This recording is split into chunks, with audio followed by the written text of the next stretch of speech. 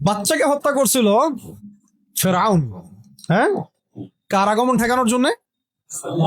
হ্যাঁ, মাশাআল্লাহ, মুসা আলাইহিস সালামের আগমন ঠেকানোর জন্য। কারণ তাকে বলা হয়েছিল একটা ছেলে আসতেছে, তোমার সিংহাসন নড়াই দিবে একদম। তখন ওই ইউযাব্বিহুনা আবনাকুম ওয়া ইয়াসতাহিয়ুনা নিসাআকুম শুরু করলো। আবার ঈসা আলাইহিস সালামের আগমন ঠেকানোর জন্য তৎকালীন সময়কার বাচ্চা করেছিল, বাচ্চাদেরকে হত্যা করেছিল। এখনকার এই অনুসারী এই কেন বাচ্চাদেরকে হত্যা করতেছে জানেন? হ্যাঁ, এক্স্যাক্টলি, তারা ইমাম মাহাদির আগমন ঠেকাইতে চায়। কিন্তু আল্লাহ পাক ওইখানেই মাহাদিকে ঢুকাই দিবেন ইনশাআল্লাহ।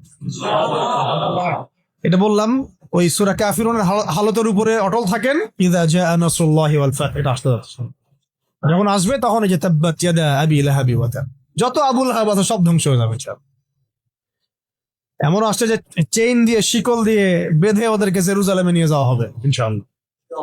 মুসলিম বাহিনী এইভাবে বিজয় হবে ইনশাআল্লাহ।